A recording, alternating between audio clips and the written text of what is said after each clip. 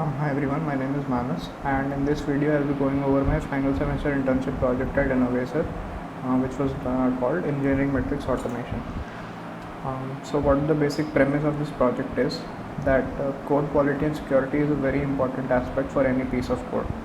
And like in Innovaccer, what is done is basically they use a GitLab CI/CD pipeline, and they have a SonarQube job there which get all these code quality metrics. But the issue there is that SonarQube dashboard is not really very well organized, and so what happens is, what the requirement arises is that we want all this data in a central location, so we can fetch them from the source and display them, and this can provide us better granularity than the dashboard that SonarQube comes with by default. So these were the technologies that were used here: Python, Elasticsearch, Grafana, SonarQube, GitLab, and AWS Lambda. The Lambda is where this Python code runs, and the code basically runs at regular intervals. The Lambda is a dashboarding tool that is used. The central repository already uses Lambda, so this is what we went with. Elasticsearch is the database that we use, and it runs on an EC2 instance, so that is EC2. This project is to be made available on central dashboard for the organization, where people log in using like Google single sign-on, or maybe even a username and a password, and this will be used to track engineering metrics across groups and projects. So the outcome is basically a dashboard that can filter results based on group and project, and being able to see all the metrics, and being able to see the averages as well. And by group and project, what we mean is that on GitLab there is this collection of projects that is called a group, and often what you want to see is often average of every project in a group, because there are quite a lot of projects, and like none of these groups, all projects are like predefined, so the number of this can change, and the number of these inside a group can also change, and so the dashboard has to be completely dynamic. Let's look at a few metrics, the metrics that we are going to fetch from SonarQube, and we are going to track multiple metrics for each repository there, and these metrics are indicative of specific factor contributing to the code quality.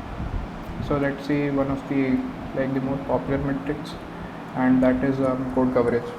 So it is a measure of how much of the code has been successfully validated using testing. So what this basically means is just that like when you run the test cases, how many lines do the test cases cover, and so the higher number of lines they cover, the better the code becomes, because then you have already looked at, let's say like in this example here, 80% of the lines, and so if you have looked at these many lines, then that means you must be fixing any errors here, and that improves the chances of better code quality. So that is one of the most important metrics. And then there is bugs and maintainability. So bugs are like very self-explanatory, any kind of mistakes or anything, and vulnerabilities are like weak spots. So this could be like exposed IP addresses, or like a security key or something that you have left in your code instead of in an env file or something like that. You can see in this diagram an example of code coverage. And maintainability is it is equally as important as the prior two, but it is not very easy to assess, because this can depend this can vary a lot between languages. So some languages they might follow some kind of stricter rules, and other languages might be harder to write in, so they are a little more lenient on the coding standards. And so what SonarQube does is it can differentiate between these languages and analyze more languages. So this is something that is completely impossible to do manually, and we get a really nice accuracy over this with SonarQube. So why Grafana and Elasticsearch? So in the existing solutions, the organization uses Prometheus a lot, and well that is perfectly fine. In this case, what we want to do is, while the data is coming regularly, it is not coming like every 15 seconds or every 20 seconds. And what Prometheus is basically used for is system metrics, like maybe it is RAM, CPU utilization and stuff like that, and we don't need that kind of granularity here. and we went with Elasticsearch because we wanted to have a large historical database as well. And with Prometheus, I think there are like some time limits, like 15 days or something, and then you have to add Victoria DB to it to like store more data, and we just didn't want to deal with all of that. And Elasticsearch also supports like custom timestamps.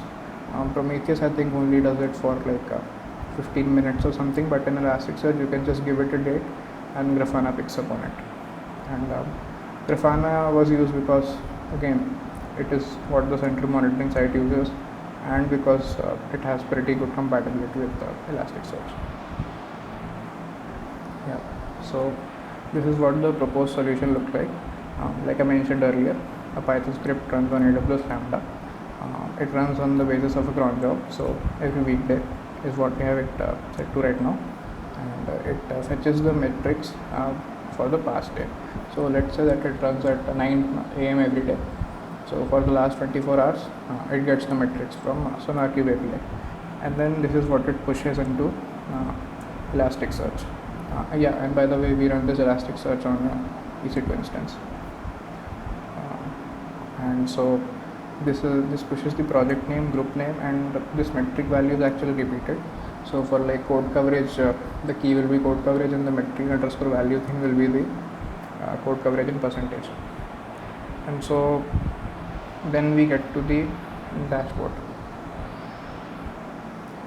So these are the drop downs in the dashboard, and so basically what this groups and projects mean is we get these values from GitLab actually, and so GitLab has a group, and inside a group there are a lot of projects, and we have to go through these recursively, because inside a group there could be a group, and there could be another group inside that one, and then there could be a few projects, and so this is done recursively. And then to populate this drop down, we use a Elasticsearch concept where it generates keywords.